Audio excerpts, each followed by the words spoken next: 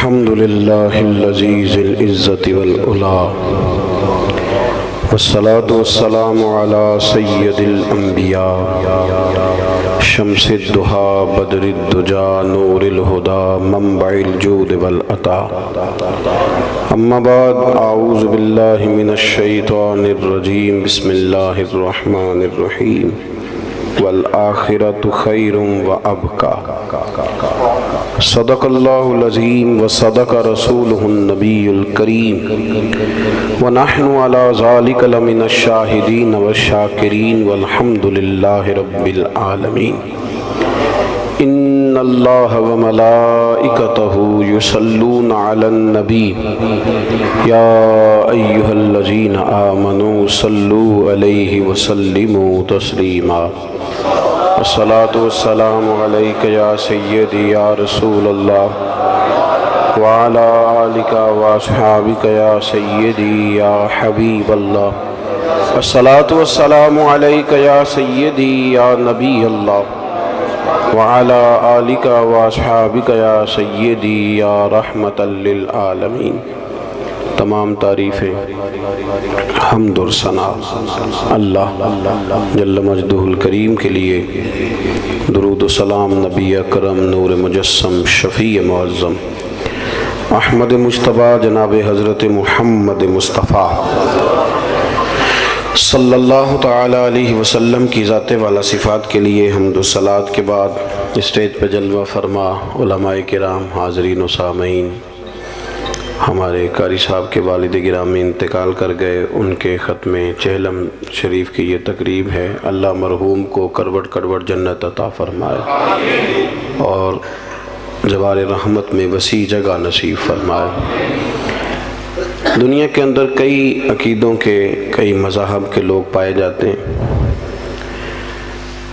اور کچھ عرصے سے تیزی کے ساتھ دنیا کے اندر اس بات کو پرموٹ کیا جا رہا ہے کہ آزادی رائے کے ساتھ اپنی مرضی کے ساتھ زندگی گزاریں، کسی چیز کے آپ پابند نہ رہیں، مرضی کریں، اپنی طبیعت کے مطابق اپنے اوقات کو گزاریں۔ یاد رکھیں کہ اسلام عین انسان کی فطرت کے مطابق اسے ساری باتیں ارشاد فرماتا ہے۔ اسلام نے ہمیں یہ بتلایا ہے کہ تم یہاں آنے سے پہلے بھی کہیں تھے اور یہاں سے جانے کے بعد بھی تم نے کہیں جانا ہے۔ اگر جزا اور سزا کا تصور ختم ہو جائے نا، کہ مظلوم کو قیامت میں انصاف نہ ملے، ظالم کو سزا نہ ملے، تو پھر اس دنیا میں لوگ شترے بے مہار ہو جائیں گے، ایک دوسرے کو کاٹ کاٹ کے کھائیں گے۔ پھر تو یہاں کوئی آدمی کسی بھی جگہ قرار نہ پا سکے گا، اس کو پتہ ہے کہ جو ہے یہیں پہ ہے، ظالم ظالم ہی رہ جائے گا اور مظلوم مظلوم۔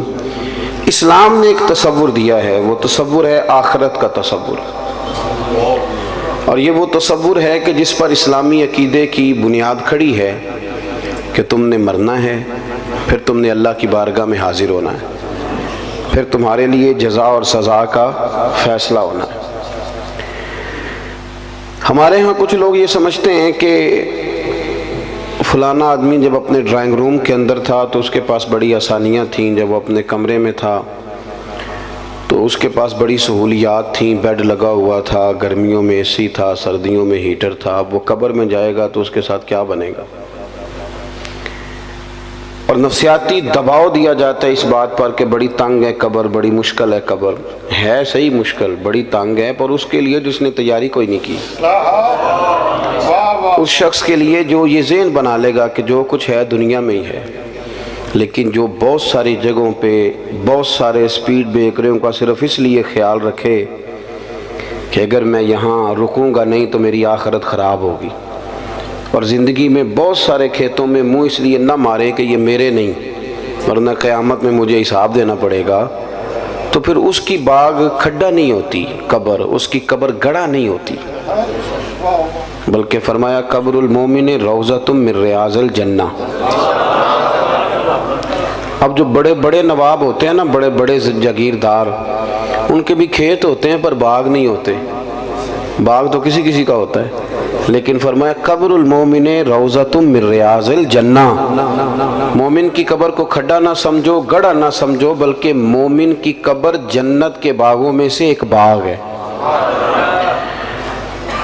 آخرت کی جو زندگی ہے نا وہ بڑی شاندار زندگی ہے، اس کا بڑا مقام ہے، اس کا بڑا مرتبہ ہے۔ قرآن پاک نے کہا والآخرۃ خیر وابقیٰ، فرمایا آخرت تمہارے لیے بہتر بھی ہے اور ہمیشہ باقی رہنے والی بھی۔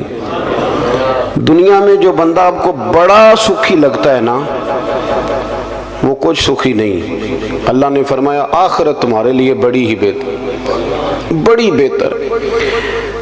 15 سال مسلسل پردیس میں رہ کے آدمی واپس اپنے گھر آئے تو اس کی ماں حیات ہو، زندہ ہو تو بڑا استقبال کراتی ہے، اس کا دل کرتا ہے مکان ہی آج نیا بنا دوں، میرا بیٹا 15 سالوں کے بعد آ رہا ہے، بڑا بندوبست کرتی ہے۔ لیکن میرے دوستو یاد رکھنا، ماں بڑا پیار کرتی ہے، پر جب بندہ مر کے قبر میں جاتا ہے تو اللہ کی رحمتیں اس سے بڑھ کر کہیں اس کا استقبال کرتی ہیں، اس کو نوازا جاتا ہے، اس کو عطا کیا جاتا ہے۔ اور مومن کو قیامت کے دن جنت ملے گی، جنت۔ وہ جیسا کہ ہمارے بزرگ کہہ رہے تھے، اب بات چلی گئی ہے ان لوگوں کے ہتھے، اسٹیج کے مالک وارث وہ لوگ بن گئے ہیں جو مبادیات اور ضروریات سے بھی آگاہ نہیں۔ جنت کا بڑا مذاق اڑایا جاتا ہے اور ڈھیر سارا مذاق اڑایا جاتا ہے۔ آپ پلٹ کا ذرا دیکھ لیں، قرآن مجید کی 20 آیات ہیں حصول جنت پر، جنت کی نعمتوں پر۔ نبی پاک صلی اللہ علیہ وسلم کی احادیث اتنی کثرت سے ہیں کہ جنت پر ہمارے محدثین نے کتب احادیث میں پورے پورے باب باندھے، ایک دو حدیثیں نہیں، پورے پورے باب۔ لیکن قوم میں کتنا کچھ شعور ہے جنت کے حوالے سے؟ قرآن مجید کا اہم عنوان ہے جنت، کتنا کچھ شعور پایا جاتا ہے، کس حد تک لوگوں کی دلچسپی ہے۔ میں کبھی کبھی سوچتا ہوں کہ مطلب لوگوں کو کس طرف ان کو ٹرین کیا جا رہا ہے، کدھر بھیجا جا رہا ہے، ذہن سازی کیا کی جا رہی۔ نعت خاں اسٹیج پہ کہتا ہے خورے تو کیڑی جنت دیاں گلاں کرنا ہے، او دیاں گلاں جدیاں اللہ نے قرآن پاک وچ کیتیاں، اسے جنت دیاں جدیاں گلاں نبی پاک نے کیتیاں۔ لیکن وہ کچے نظریات، اور ہمارے لوگ بڑے ڈرے ہوئے، وہ کہتے ہیں موج تو دنیا میں تھی، مر جائیں گے تو قبر بڑی خوفناک ہے، تو منظر بھئی ہے سارا کچھ ٹھیک ہے، لیکن آپ اپنے اعمال ٹھیک کریں تو پھر تو قبر میں آپ کا استقبال ہوگا۔ اور حدیث پاک سنیے کہ میرے نبی کریم صلی اللہ تعالیٰ علیہ وسلم نے فرمایا، یہ بخاری مسلم دونوں میں ہے، حضور فرمانے لگے تمہارے رب نے جنت میں تمہارے لیے ایسی نعمتیں تیار کی ہیں، ایسی نعمتیں تیار کی ہیں نہ کسی آنکھ نے دیکھی، نہ کسی کان نے سنی، نہ تمہارے دل پر کبھی خیال بھی گزرا ہوگا کہ اللہ یہ چیزیں بھی دے گا، یہ والی چیزیں بھی تمہیں دے گا۔ اور حضور فرمانے لگے جنت میں تمہیں اتنا سا پلاٹ مل جائے نا جتنا کوڑا رکھنے کی جگہ ہوتی، درہ دیکھا نا آپ نے کوڑا، جتنی کوڑا رکھنے کی جگہ ہوتی ہے اتنی کسی کو جنت میں جگہ مل گی نا، صرف اتنی۔ تو حضور فرماتے ہیں جو کچھ دنیا میں ہے اس سب سے اس کے لیے اتنی جگہ ہی بہتر ہے۔ توجہ دلائی ہماری شوق۔ اور پھر حضور نے صحابہ سے کہا تھا کہ تم نے دنیا میں اس طرح رہنا ہے جس طرح کوئی مسافر رہتا ہے، کن فی الدنیا کانک غریب او عابر سبیل او کما قال صلی اللہ علیہ وسلم، اس طرح وقت گزارنا جس طرح مسافر یا راہگیر وقت گزارتے۔ تو کبھی بھی کسی بندے نے کرائے کے مکان پہ پیسے نہیں خرچ کیے، وہ کہتا مجھے کیا مصیبت بنی ہے کرائے کے مکان پہ لگاؤں، میں اپنے مکان پہ لگاؤں گا، اپنا خریدوں گا تو لگاؤں گا۔ پردیس میں جو لوگ جاتے ہیں 30 سال رہتے ہیں پر کمبل بھی نہیں بدلتے، وہ کہتے ہیں یہ میرا گھر تو نہیں نا، میرا گھر تو پاکستان میں، حالانکہ یہاں آ کے وہ 10 دن رہتے ہیں پھر لوٹ جاتے ہیں، لیکن یہاں پیسہ خرچ کرتے، اصل گھر سمجھتے ہیں کہ میرے وطن میں ہے، میرا اور آپ کا اصل گھر رب کریم نے جنت میں بنایا ہے۔ آپ دیکھیں رسول کریم صلی اللہ تعالیٰ علیہ وسلم کے احوال شریفہ کو، سیرت مبارکہ کو آپ مطالعہ فرمائیں تو حضرت عمر فاروق رضی اللہ تعالیٰ اپنی طبیعت کے لحاظ سے ایک سخت مزاج آدمی تھے، جلالی تھے، اصول پسند تھے، لیکن کہتے ہیں ایک دن میں ملنے گیا سرکار کی بارگاہ میں تو حضور سو کے اٹھے تھے، تو کمر مبارک پر نا موٹے بان کی چارپائی کے نشان پڑے ہوئے تھے، موٹے بان کی چارپائی۔ تو حضرت عمر کہتے ہیں میں رو پڑا اور بڑے خلوص کے ساتھ رو کے عرض کرنے لگے یا رسول اللہ صلی اللہ علیہ وسلم، کیسر و کسریٰ اللہ کے دشمن ہیں اور وہ اتنی موج کرتے ہیں، مخملوں پہ سوتے ہیں، آرام دہ جگہ پہ، اور آپ اللہ کے حبیب ہو کے کہتے ہیں کہ میں نے رو کے کہا، توجہ ہے نا میری بات پر، وہ پہلے ہی بڑے مخلص تھے اور مرد کے آنسو اکثر خالی سے ہوتے ہیں، تو کہا کہ رو کے میں نے عرض کیا۔ تو سرکار دو عالم صلی اللہ علیہ وسلم نے مجھے شاباشی نہیں دی، یہ نہیں فرمایا کہ اللہ تیری محبت قبول کرے، یہ نہیں فرمایا کہ تیرا پیار اپنی جگہ ٹھیک ہے، بلکہ نبی کریم نے آپ میں جس طرح بات سمجھانا چاہتا ہوں اس کو ذرا اس پہلو میں لینا۔ یہ نہیں فرمایا کہ عمر کوئی نہیں اللہ خیر کرے میں سکون میں، یہ بھی نہیں فرمایا۔ حضرت عمر کہہ رہے ہیں کہ یا رسول اللہ صلی اللہ علیہ وسلم اللہ کے دشمن بڑے آرام میں ہیں اور آپ تکلیف میں ہیں، تو حضور حضرت عمر سے کیا کہتے ہیں؟ سرکار فرماتے ہیں عمر کیا تم یہ پسند نہیں کرتے کہ وہ دنیا میں تھوڑی بہت موج کر لیں اور آخرت میں ذلیل ہو جائیں، اور ہم دنیا میں تھوڑی تکلیف برداشت کریں اور آخرت کی ساری عزت اللہ ہمیں ہی عطا کر دے؟ فرمایا تم جو پسند کر رہے ہو اسے پسند نہ کرو بلکہ آخرت کی نعمتوں کو پسند کرو۔ یہ باقاعدہ تربیت دی، یہ باقاعدہ شوق دیا، یہ باقاعدہ تیاری کی۔ حضرت انس بن مالک رضی اللہ تعالیٰ عنہ فرماتے ہیں کہ میں اس دن کھڑا تھا جس دن شہداء احد کی تدفین کی جا رہی تھی، تو حال یہ تھا کہ حضرت صفیہ رضی اللہ تعالیٰ عنہ نبی پاک صلی اللہ علیہ وسلم کی پھپھو جان، انہوں نے جب دیکھا نا کہ میرے بھائی حضرت امیر حمزہ کا سارا وجود کاٹ دیا گیا، تو وہ دو کپڑے لے کے آئیں کفن کے لیے، تو کہا کہ یا رسول اللہ صلی اللہ علیہ وسلم میرے بھائی کو اس میں کفن دے دیں۔ تو اللہ کے محبوب صلی اللہ علیہ وسلم کفن دینے لگے تو ساتھ ہی حضرت مصعب ابن عمیر کی لاش مبارک پڑی تھی، وہ بھی شہید ہو گئے تھے۔ تو سرکار فرمانے لگے پھپھو میرا دل نہیں مانتا کہ اپنے چچا کو تو دو کپڑوں میں غسل دے دوں اور مصعب ابن عمیر کو ایسے ہی دفن کر دیں۔ تو پھوپھی کہنے لگی کہ حضور آپ اس طرح کریں، ایک کپڑا انہیں دے دیں اور ایک انہیں دے دیں۔ اب ایک کپڑا چھوٹا تھا ایک بڑا تھا، اللہ کے رسول نے بڑا کپڑا حضرت مصعب ابن عمیر کو دیا، چھوٹا کپڑا حضرت امیر حمزہ کو دیا، فرمایا میں ہم اس کے وارث ہیں، یہ ہمارے خاندان کا ہے تو ہم دوسروں کے لیے قربانی دیں گے، اظہار کریں گے۔ لیکن وہ بڑا کپڑا دیا تو وہ بھی حضرت مصعب ابن عمیر کو پورا نہیں تھا، حضرت امیر حمزہ کو بھی پورا نہیں تھا۔ اگر سر ڈھانپتے تھے تو پیر ننگے ہو جاتے تھے، پیر ڈھانپتے تھے تو سر ننگا ہو جاتا تھا، قربان جائیں۔ حضرت انس بن مالک کہتے ہیں لوگ یہ منظر دیکھ رہے تھے اور رو رہے تھے، پر حضور نے ایک فکرہ کہا تو ہماری سوچیں بدل دیں، فرمایا کیوں پریشان ہوتے ہو، انہیں دفن کرو، تم قبر پہ مٹی ڈال کے سائیڈ پہ ہو جاؤ، اللہ ابھی انہیں جنت کا لباس عطا کر دے، بھی 1 منٹ کی بات ہے، انہیں جنت کا لباس ملے گا اور شاندار لباس ملے گا اور اعلیٰ لباس ملے گا، اور وہ ملے گا جو میرا رب اپنے فضل سے عطا فرمائے گا۔ آخرت کی جو نعمتیں ہیں، جو شانیں ہیں، حضور نے انہیں بیان کیا ہے۔ رسول کریم صلی اللہ علیہ وسلم فرماتے ہیں کچھ لوگ ایسے ہوں گے قیامت کے دن جن کے چہرے چمکیں گے، تو انبیاء پوچھیں گے یہ کون ہے، تو انہیں بتایا جائے گا یہ مدینے والے محبوب کے وہ غلام ہیں جو وضو کیا کرتے تھے، تو آج وہ جگہیں چمک رہی ہیں۔ قیامت ہمارے ہاں نا اطمینان قلبی نہیں، آپ یقین کریں کہ وہ کوئی بندہ بھی اگر ہمارا یہ ذہن بن جائے نا کہ دیوار کے اس پار میری جائیداد ہے، دریا کے اس پار، تو جتنی مرضی مشقت کرنی پڑے لوگ دریا پار کریں گے، میری اپنی جائیداد ہے، میرا گھر ہے، میرا بینک بیلنس ہے، میں نے جانا ہی جانا ہے، جد و جہد کرتے ہیں لوگ۔ لیکن اس پر ہم کیوں نہیں یقین رکھتے کہ قبر کے اندر اللہ نے میرے لیے باغ تیار کیا ہوا ہے، میرے لیے بڑی آسانیاں تیار کی ہوئی۔ صحابہ کو نا انشراح صدر حاصل ہو گیا تھا، انشراح صدر، دل گواہی دیتا تھا کہ واقعی نا ہمارے لیے۔ جب احد کی جنگ ہو رہی تھی تو حضرت انس بن نضر رضی اللہ تعالیٰ عنہ، یہ حضرت انس بن مالک کے چچا ہیں،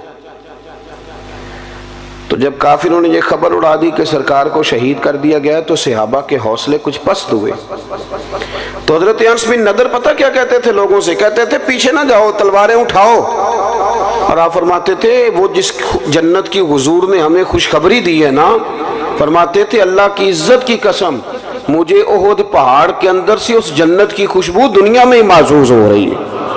انشراح صدر ہو گیا تھا کہ آخرت میں اللہ نعمتیں دے گا۔ اور وہ چیزیں دیکھیں نا، جو آدمی سائیکل چلاتا ہے رات کو خواب میں بھی اسے، ہمارے ایک بزرگ ہیں تو انہوں نے بیان کیا کہ امام جلال الدین سیوطی رحمۃ اللہ علیہ کو جاگتے ہوئے 72 مرتبہ رسول کریم کی زیارت نصیب ہوئی۔ تو آپ تو خیر بڑے خوبصورت لوگ ہیں، آپ نے سبحان اللہ کہا ہے، پر جنہ کور کے ویکھے ہونا بھی میں تکیا ہے، جنہ کوریا ہے، یہ بھی ایک دور ہے۔ اب کرامت پہ لوگ نا تھوڑا گھورتے یہ کیسے جی؟ تو بڑی صاف سی بات ہے میرے بھائی، محدثین کو، علماء کو، بزرگوں کو ہوں مخلص، انہیں زیارت ہوتی ہے۔ وجہ اس کی یہ ہے کہ جو بندہ سائیکل چلائے، اگر رات کو خواب میں وہ سائیکل چلاتا ہے کہ نہیں؟ میری طرف دیکھیں جی، میری بات سنیں۔ اور اگر وہ شخص دن میں کوئی کام کرے تو رات کو خواب میں بھی وہی کام کرتا ہے، تو جو سارا دن رسول اللہ کی حدیث پڑھے اور نبی پاک کا دین پڑھائے اور سیرت میں رہے، میری عمر مدینے دے ٹبیاں دی تصویر بناؤں دیاں گزر گئی، تو جو اپنا سارا وقت اسی میں بتاتا ہے نا، ہو مخلص، اس کا نظریہ یہ ہو کہ میں محبوب کی باتیں کر رہا ہوں، تو جو سارا دن محبوب کی باتیں کرتا ہے وہ خواب میں بھی محبوب کی باتیں کرتا ہے۔ تو اس میں رٹا ڈالنے کی تو بات ہی کوئی نہیں۔ تو انشراح صدر ہو، انہیں تو خواب بھی جنت کے آتے تھے، کیونکہ انہیں پتا تھا کہ ہم نے جنت میں جانا ہے۔ ہمارا مزاج نہیں، ہم کہتے ہیں اوہ مر گئے تو سلسلہ ختم، کیونکہ ہم نے ساری سیاست ہی دنیا داری کے لیے کی ہوئی ہے، ہم نے سارا منصوبہ ہی دنیا کے لیے، ظاہر ہے جو ہم نے جمع کیا ہے جس ماحول کے لیے جمع کیا، جب وہ ماحول ختم ہوا تو وہ کام بھی ختم ہوا۔ اللہ کے بندے تو بڑا خزانہ جمع کرتے تھے آخرت کے لیے، تیاری کر کے رکھتے تھے، تو پھر ظاہر ہے انہیں خواب بھی اسی کے آتے تھے۔ بخاری شریف میں حدیث ہے، ایک خاتون سرکار دو عالم صلی اللہ علیہ وسلم کی بارگاہ عالی مرتبت میں حاضر ہوئیں، انہیں مرگی کا مرض تھا۔ مرگی کا مرض اعصابی ہوتا ہے، ہمارے ہاں یہ جو پٹھوں کی تکلیف ہوتی ہے نا، تو اس کے لیے نیورو سرجن سے علاج کرایا جاتا ہے۔ نیورو سرجن بنیادی طور پہ دماغ کا ڈاکٹر ہوتا ہے، لیکن چونکہ اعصاب سارے کاؤنٹ ہوتے ہیں پورے وجود میں، تو پھر وہ اعصابی تناؤ جو ہے اس کو وہ دیکھتا ہے، اس کو چیک کرتا ہے، اور باقی ساری چیزوں کو اسی پر پھر وہ استدلال کرتے ہیں اور اس کا علاج کرتے ہیں۔ تو اعصابی مرض ہے، جب کسی کو مرگی ہوتی ہے تو وہ بندہ بے ہوش ہو جاتا ہے اور اس کا سارا وجود اس کے کنٹرول میں نہیں رہتا، وہ بیچارہ بے بس ہو جاتا ہے۔ تو کتنی بڑی تکلیف ہوتی ہے، اور انسان بیمار ہو اور پھر مرگی سے بیمار ہو۔ تو وہ خاتون حاضر خدمت ہوئی تو عرض کرنے لگی، یا رسول اللہ صلی اللہ علیہ وسلم مجھے مرگی ہے، حضور میں بڑی تکلیف میں ہوں، مہربانی فرمایا میرے لیے دعا کر دے۔ اب اللہ کے رسول نے کیا فرمایا؟ حضور فرمانے لگے بی بی ہے، اور خواتین میں حوصلہ بھی کم ہوتا ہے، اور ویسے بھی جب بندہ بیمار ہو تو اس کا حوصلہ بڑا جوان بھی ہو تو حوصلہ ٹوٹ جاتا ہے۔ تو وہ خاتون تھی، بیمار تھی، یا رسول اللہ صلی اللہ علیہ وسلم بڑی تکلیف میں ہوں، مرگی کا مرض ہے۔ تو نبی کریم صلی اللہ علیہ وسلم نے فرمایا تو میرے ساتھ ایک سودا نہیں کر لیتی؟ اس نے کہا حضور حکم کریں۔ تو محبوب فرمانے لگے اگر تو کہتی ہے تو میں دعا کرتا ہوں، رب تجھے ابھی شفا دے دے گا، اور اگر تو کرے نا صبر تو میں تیرے ساتھ وعدہ کرتا ہوں رب تجھے بغیر حساب کتاب جنت عطا کر دے گا۔ میرے ویسے آپ کے ویسے پیر صاحب کہے نا کہ دسو بھائی شفا لینی جے کہ جنت، اسی کہنے حضور لاج پال ہو تسی شفا دیو نا پھر جنت بھی ویکھی جائے گی، آپ دعا کرائیں نا، کوئی گل نہیں، خیر صلی ہے، ابھی بڑی تکلیف ہے، گوڑے نو بڑی درد ہے، تسی یہ دا کچھ کرو نا، بھئی ہمارا تو فیصلہ یہی ہے کہ ہمیں شفا چاہیے۔ لیکن حضرت انس بن مالک کہتے ہیں جب نبی پاک صلی اللہ علیہ وسلم نے اس بی بی سے کہا کہ تو بتا، تو کہتی ہے تو ابھی دعا کرتا ہوں، مالک بڑا کریم ہے جو شفا دے دے گا، اور اگر تو کرے صبر اور مرگی کے ساتھ زندگی گزارے، ذرا اس بات کو آپ سمجھیں، تو میں تیرے ساتھ وعدہ کرتا ہوں رب بغیر حساب کتاب جنت دے گا۔ کہتے ہیں بی بی نے سوچنے کے لیے بھی ٹائم نہیں لیا، 1-1.5 منٹ میں بولی، کہنے لگی یا رسول اللہ صلی اللہ علیہ وسلم تھوڑی سی تو زندگی ہے، میں مرگی کے ساتھ ہی گزارا کر لوں گی، آپ دعا کریں رب مجھے جنت ہی عطا کرے۔ انشراح صدر ہے، ان کو یقین کامل ہے کہ جنت میں جائیں گے تو مہر بن جائے گی، لہٰذا وہ یا رسول اللہ میں مرگی سمیت گزارا کر لوں۔ حالانکہ بندہ اب نارمل ہو جاتا ہے مرگی والا، نہ وہ کسی فنکشن پہ جا پاتا ہے، نہ کسی جگہ پہنچ سکتا ہے، وہ تڑپتا ہے، لیکن اس نے عرض کی یا رسول اللہ آپ میرے ساتھ وعدہ کریں کہ اللہ مجھے جنت دے گا۔ تو محبوب کریم نے فرمایا تجھے مبارک ہو، تیرے ساتھ وعدہ ہو گیا۔ عرض کرتی ہے یا رسول اللہ صلی اللہ علیہ وسلم جب مرگی ہوتی ہے تو میرے وجود سے کپڑا ہٹ جاتا ہے، تو حضور مجھے شرم آتی ہے، تو اتنی دعا کر دیں کہ مرگی ہو پر میرا ستر قائم رہے۔ حضور نے فرمایا تیرے لیے دعا کر دی، تیرا پردہ نہیں ہٹے گا۔ صحابہ کہتے ہیں بڑی بھی مرگی ہوتی تھی پر کپڑے اس کے وجود کے ساتھ جمے رہتے تھے۔ حضرت عثمان غنی کے زمانے تک وہ خاتون حیات رہیں۔ جناب انس بن مالک فرماتے ہیں جب کوئی نیا شخص مدینے میں آتا اور کہتا کہ مجھے کوئی جنتی دکھاؤ تو ہم اس بوڑھی کے دروازے پہ دستک دیتے تھے، وہ باہر آتی تھی تو ہم کہتے تھے جنتی دیکھنا ہے تو اسے دیکھ لو، اسے میرے رسول کریم نے دنیا میں ہی جنت کی بشارت عطا فرمائی۔ اپنی زندگی میں کچھ کام فقط جنت کے لیے کریں، اور جنت وہ مقام ہے، جنت وہ مقام ہے، جنت وہ جگہ ہے جہاں خدا کا بھی دیدار ہوگا اور محمد مصطفیٰ کا بھی دیدار ہوگا صلی اللہ علیہ وسلم، اللہ رسول کا قرب بھی وہیں نصیب ہوگا۔ میرے بھائی اپنی آخرت کو کبھی بھی، وہ ہم کوئی لاوارث لوگ ہیں کہ مر گئے تو مٹی میں مل گئے، ہم کوئی ایسے لوگ ہیں کہ مر گئے تو معاملہ ختم ہو گیا۔ اقبال کہتے ہیں موت کو سمجھے ہے غافل اختتام زندگی، یہ ہے شام زندگی، یہ ہے شام زندگی، پھر صبح دوام زندگی، اس کے بعد جو زندگی آئے گی وہ ہمیشہ رہنے والی آئے گی، ہمیشہ۔ چونکہ ہمارا سارے کا سارا پروگرام ہی دنیا میں رہنے کا ہوتا ہے، اور پھر جمع اتنا کچھ کر لیتے ہیں، مکان اتنے شاندار، پیسہ چوری کر کے، سینہ زوری کر کے، جھوٹ بول کے جمع کیا ہوتا ہے، اور بڑا کیا ہوتا ہے اللہ ماشاءاللہ، بڑے بڑے بنگلے، پھر مرنے کو دل ہی نہیں کرتا، پھر مرنے کو دل، اتنی ساری جائیدادیں بندہ بنائے اتنی مشقت کر کے۔ ناراض تو نہیں ہو گئے آپ لوگ؟ میں صحیح کہہ رہا ہوں، پھر مرنے کو دل، جب اتنے بندہ لمبی چوڑی منصوبہ بندی کرے، لیکن ایک بندے نے محنت کی، اس نے جناب 11 سال لگا کے مکان بنایا، تو پھر اس کا مرنے کو دل کرے گا؟ صحابہ کرام علیہم رضوان تیار اس لیے تھے کہ انہوں نے تو کپڑے باندھ کے رکھے ہوئے تھے، باندھے ہوئے تھے کپڑے، جس وقت حکم آئے گا حاضر ہے۔ وہ تو ہر جنگ میں جانے سے پہلے شہادت کی دعا مانگتے تھے، ہر جنگ میں شہادت کرتے۔ سعد بن معاذ رضی اللہ تعالیٰ عنہ جیسے لوگ زخم لگ گیا تو روتے تھے، کہتے حضور میں تو شہادت سے رہ گیا ہوں، سارے لوگ نفع لے گئے اور میں خالی رہ گیا۔ پھر انہوں نے دعا مانگی کہ یا اللہ اگر قریش مکہ کے ساتھ کوئی اور جنگ باقی نہیں تو مجھے اسی زخم میں اپنی بارگاہ میں بلا لے۔ وہی زخم پھٹ گیا، خون نکلا۔ یا رسول اللہ یہ کیا ہوا؟ فرمایا رب کریم نے میرے ساتھ کی دعا کو قبول فرما لیا ہے۔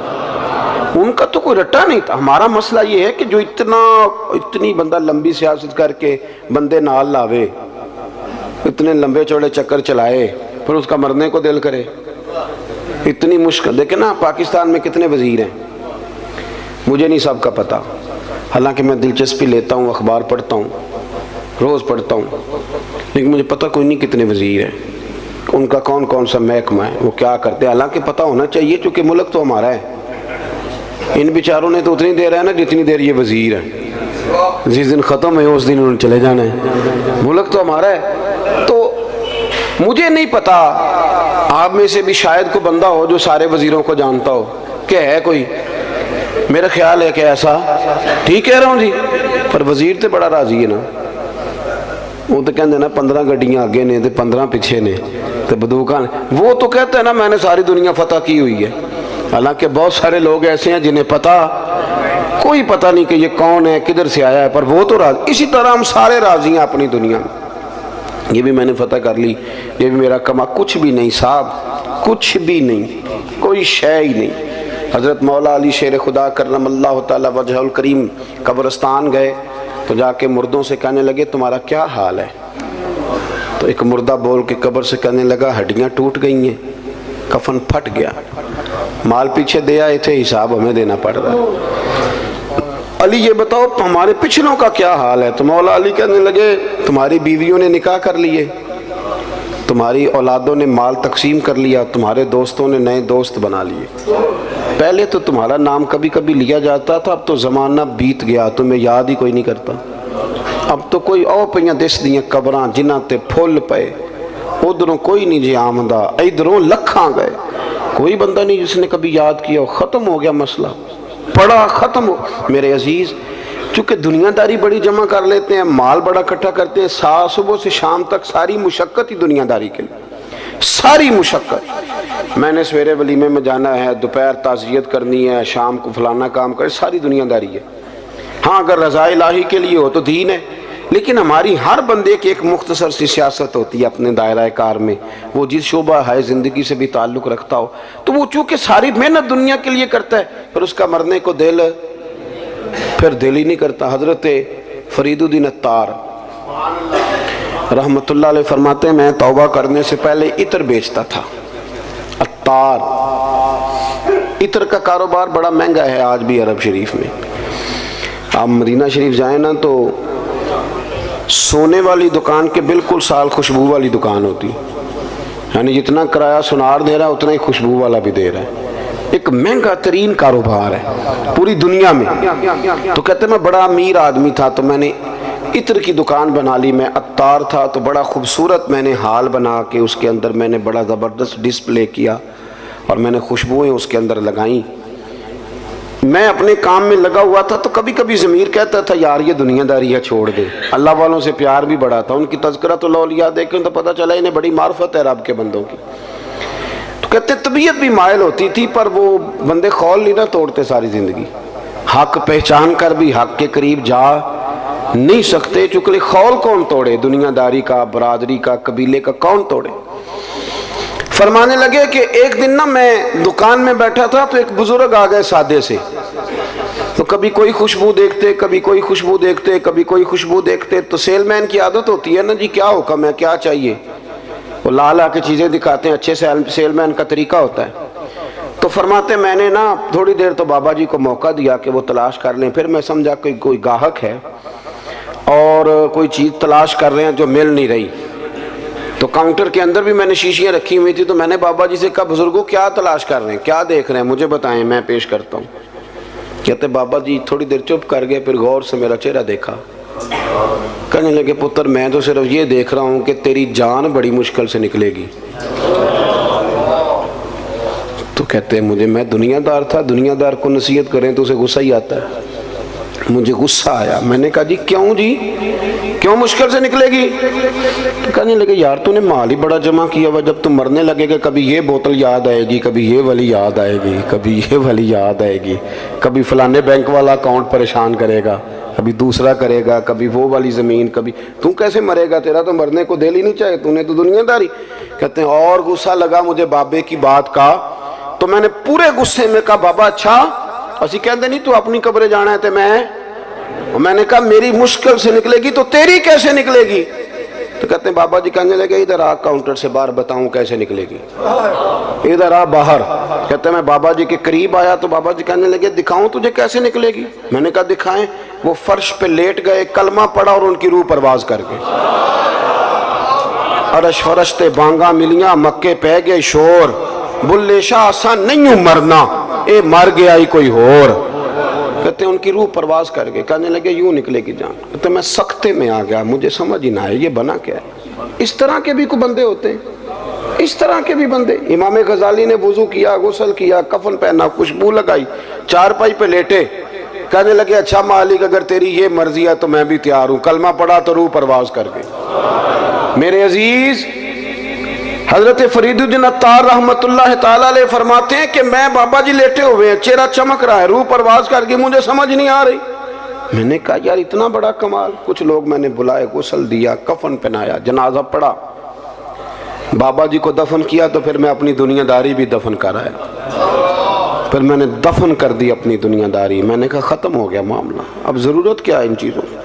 ہمارا جو مسئلہ ہے نا میرے بھائی، وہ دن بدن پیچیدہ ہوتا چلا جا رہا ہے، پیچیدہ سے پیچیدہ۔ دینداری کرے، آخرت کے لیے کوئی خزانہ، قیامت کے لیے۔ بخاری مسلم میں حدیث ہے، نبی کریم صلی اللہ تعالیٰ علیہ وآلہ وسلم نے ارشاد فرمایا کہ اللہ تبارک و تعالیٰ نے جنت میں میرے غلاموں کے لیے ایسی نعمتیں تیار کی ہیں کہ باقی ساری امتیں رشک کریں گی، وہ کہیں گی کیا بات ہے ان کی، اتنا اعزاز اللہ دے گا، اتنا نوازے گا، اور ہمارے ہاں وہ شوق ہی نہیں، وہ ذوق ہی نہیں، ہم ساری زندگی دنیا کا مکان ہی سیدھا کرتے رہتے ہیں، جو نیا ڈیزائن آ گیا اس کی ٹائلیں منگوا لیں اور لگا لی۔ تھوڑا سا فکر کریں، شوق پیدا کریں آخرت کے لیے۔ آپ دیکھیں نا نبی کریم صلی اللہ تعالیٰ علیہ وآلہ وسلم کی خدمت میں خاتون حاضر ہوئی، اس کا بیٹا بدر میں شہید ہو گیا تھا، تو عرض کرنے لگی حضور بتائیں میرا بیٹا کہاں ہے، میرا بیٹا کہاں ہے میرا پتر؟ فرمایا کیا کرے گی؟ عرض کی یا رسول اللہ اگر وہ جنت میں نہ ہوا تو پھر کھول کے روؤں گی، اگر وہ جنت میں ہے تو پھر اللہ کا شکر ادا کروں گی۔ تو سرکار بیٹھے تھے مسجد نبی میں، نظر اٹھائی تو فرمایا بی بی 8 جنتیں ہیں، جو سب سے اعلیٰ جنت ہے وہ رب نے تیرے بیٹے کو عطا کی ہے۔ صحابہ کہتے ہیں پھر ہم نے اس کی آنکھ میں آنسو نہیں دیکھا، پھر وہ اللہ کا شکر ادا کرتی ہوئی چلی گئی۔ آپ سمجھیں کہ ان کو اطمینان قلبی تھا کہ ہمارا بڑا مقام ہوگا، ہمارا بڑا درجہ ہوگا، ہمیں قرب الہی ملے گا، ہمیں حضور کی بارگاہ ناز کی قربت نصیب ہوگی۔ اپنی زندگی میں اپنی آخرت کے لیے ضرور تیاری کریں، دیکھ لیں کہ نیکیوں کا حجم کیا ہے۔ اگر مجھے آج اتنا پتہ ہے نا کہ میرا مکان کتنے کا ہے اور میرے جیب میں اور میرے اکاؤنٹ میں پیسے کتنے ہیں، یہ اگر مجھے پتہ ہے تو مجھے یہ بھی پتہ ہے کہ میری نیکیوں کے خزانے میں کیا کچھ ہے، اور مجھے پکا پتہ ہے کچھ نیکیاں ہم کرتے ہیں نا تو وہ کئی دفعہ اس قابل نہیں ہوتی کہ ان سے کوئی اجر کا مطالبہ کیا جائے، اس لیے کہ وہ بہت ساری جگہوں پہ دکھاوا ہوتا ہے، ملمہ سازی ہوتی ہے، وہ اپنی بڑھوتری کے لیے بھی کچھ کام ہوتے ہیں۔ تو مجھے وہ حضرت خواجہ معین الدین چشتی رحمۃ اللہ علیہ نا آخری عمر میں بڑا رویا کرتے تھے، بڑا ہی روتے تھے۔ تو ایک دن سارے مریدین نے خواجہ قطب صاحب سے کہا کہ آپ حضرت سے عرض کریں اتنی آہوزاری؟ تو خواجہ قطب صاحب رحمۃ اللہ نے عرض کی حضور 50 سال آپ نے عشاء سے لے کر فجر تک اپنے رب کی عبادت کی، دین اتنا پھیلایا ہے، اتنا پھیلایا ہے کہ قطب الدین بختیار کاکی جیسے صوفی بھی اور شہاب الدین غوری جیسے مجاہد بھی، یہ سارے آپ کی نگاہ کی کرامات ہیں۔ تو اتنی آہوزاری، اتنا کچھ کیا، اتنی نیکیاں کی۔ تو خواجہ صاحب کا ایک جملہ تاریخ میں بڑا شاندار ملتا ہے، فرمانے لگے قطب الدین نیکیاں تو کافی ساری ہیں پر یار کو پیش کرنے کے قابل کوئی بھی نہیں۔ سوچتا ہوں اگر تحفہ بنا کے پیش کروں گا تو کیا پیش کروں گا، کچھ تو ایسا ہونا چاہیے جو پیش کرنے کے قابل ہو، اس پر ہماری توجہ ہو۔ دعا کرتا ہوں اللہ تعالیٰ مرحوم کی کامل مغفرت فرمائے اور ان کے پسماندگان لواحقین کو اللہ صبر جمیل عطا فرمائے، ہمارے حال پہ رحم فرمائے۔ آخر دعوانا الحمدللہ۔ قید کر دیا اس نے، سزا دے دی، جیل سے جنازہ نکلا، پر ظالم سے عہدہ قبول۔ یہاں تو لوگ اتاولے ہو رہے ہیں، دیوانے ہیں، کوئی عہدہ ملے صحیح، کوئی مل جائے، بالکل نکمہ مل جائے، جو سمجھ میں بھی نہ آتا ہو کہ بھلا اس میں کیا ہوتا ہے، وہ بھی لوگ لے لیتے ہیں۔ وہ اشتہار پہ لکھا ہوتا ہے فلانے کو فلاں بننے پر مبارک دیتے ہیں۔ ایک بچہ مجھ سے پوچھنے لگا یہ کیا بنا ہے، میں کہا مینوں بھی نہیں پتا پتر، عہدے نے کچھ سمجھ ہی نہیں آتی۔ تو اجتناب کریں، یہ 3 دفعہ حضور نے توجہ دلا کے کہا کہ اس کام سے بچیں۔ پھر 6ٹھی بات، یہ بھی کنز العمال میں حدیث موجود ہے، حضرت ابو ہریرہ رضی اللہ تعالیٰ عنہ حدیث کے راوی ہیں، اور جملوں کی بلاغت دیکھیں کتنی مضبوط ہے، الفاظ کی ترتیب دیکھیں، حضور نے کس طرح نصیحتیں کھول کھول کے بیان کر دی، اور کس طرح اللہ کے حبیب علیہ السلام نے ہمیں تاکید کر دی، اور اتنے گہرے جملے ہیں کہ بہت ساری تشریحات اور تفصیلات کی حاجت ہی نہیں رہتی۔ اللہ کے حبیب صلی اللہ تعالیٰ علیہ وسلم نے فرمایا لوگوں کی، خواتین کی، دوسروں کی، عورتوں کی عزت اور عفت اور عصمت کا خیال رکھنا، تمہاری عورتوں کی عزت محفوظ رہے گی۔ چاہتے ہو کہ بہو بیٹیاں گھر میں محفوظ رہیں تو ان کے لیے بہت زیادہ پردے لگانے سے عزتیں محفوظ نہیں ہوں گی، اونچے گھر بنا دینے سے، ممٹیوں کو تالے لگا دینے سے عزتیں محفوظ نہیں ہوں گی۔ فرمایا دوسروں کی عورتوں کی عزتوں کی حفاظت کرو، اللہ تمہاری عورتوں کی عزتوں کو محفوظ فرما دے گا۔ سادی سی بات حضور نے بیان کر دی، اور نبی کریم صلی اللہ تعالیٰ علیہ وسلم کی اس حدیث میں اگلے جملے یہ ہیں کہ اپنے والدین کے ساتھ نیکی کرو، تمہاری اولاد بھی تمہارے ساتھ بھلائی کرے گی۔ نہ لوگوں کو بتاؤ کہ میں بڑا فرما بردار تھا والد صاحب کا اور والدہ کا، اپنے آپ سے پوچھ لو، اکیلے بیٹھ کے دیکھ لو کہ وہ راضی گئے ہیں۔ ہمارے استاد صاحب ایک جملہ کہا کرتے تھے، کہتے تھے جائیدادیں تو زیادہ نہیں بنا سکا، کوئی عہدہ تو نہیں لے سکا، پر میں وہ خوش نصیب ہوں جس کی ماں بھی راضی گئی، باپ بھی راضی گیا، استاد بھی راضی گئے، پیر بھی راضی گئے، آخر میں فرماتے تھے امید ہے اللہ رسول بھی راضی ہوں گے، راضی ہوں گے وہ بھی۔ بھائی فرمایا اپنے والدین سے نیکی کرو، تمہاری اولاد بھی تمہارے ساتھ۔ لیکن اگر کوئی والدین کو چھوڑ ہی اس لیے جائے کہ اب میرے بھی بچے ہیں، اب میں آپ کے خرچے پورے کروں کہ اپنے بچوں کے کروں، آپ کی ڈیوٹی کروں کہ اپنے بچوں کی کروں، جو بچوں کا نام لے کے باپ باپ کو چھوڑ جائے وہ کیا امید رکھتا ہے کہ صرف 18-20 سال کا فرق پڑتا ہے؟ وہ بچے بھی کہتے ہیں بس ابا جی ختم معاملہ۔ آپ کے بھی بچے تھے، اب ہمارے بھی بچے ہیں۔ تو میرے بھائی حضور نے فرمایا اگر چاہتے ہو تمہاری اولاد تمہاری خدمت کرے تو اپنے والدین کے ساتھ۔ اب یہ جو آخری جملہ ہے نا حدیث کا، میرا بڑا ہی دل کرتا ہے کہ آپ سارے توجہ سے سنیں، میرا دل کرتا ہے آپ اس کو زیادہ خوبصورتی سے سنیں۔ پہلا حضور نے فرمایا اس حدیث میں جملہ کریم فرمانے لگے اگر تم چاہتے ہو کہ تمہارے گھر میں عورتوں کی عزت عفت عصمت محفوظ رہے تو دوسروں کی عورتوں کی عزتوں کی حفاظت کرو۔ اگر تم چاہتے ہو تمہاری اولاد تمہاری فرما برداری کرے تو اپنے ماں باپ کی فرما برداری کرو۔ اور تیسرے نمبر پر نبی پاک علیہ السلام نے فرمایا جس کا بھائی اس کے پاس معذرت لے کے آیا اور اس نے اس کی معذرت قبول نہ کی وہ میرے حوض کوثر پہ نہیں آ سکے گا۔ بھائی معافی مانگنے آیا تھا، معافی مانگنے آیا تھا، وہ عذر لے کے آیا تھا، اس نے چاہا تھا کہ مجھ سے غلطی ہو گئی چلو میرا بھائی مجھے، پر اس نے کہا میں معاف، فرمایا ٹھیک ہے پھر تو حوض کوثر پہ نہیں آ سکے، معاف کر دیں بھائیوں کو، درگزر کر دیں عزیزوں سے، معافی دے دے دوستوں کو۔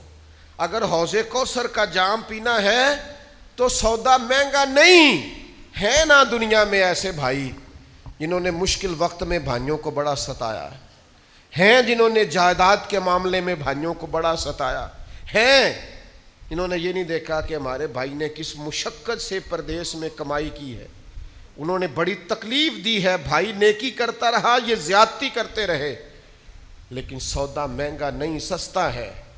میرے حبیب نے فرمایا چل تو اسے معاف کر دے میں تجھے حوض کوثر کا جام دے دوں گا۔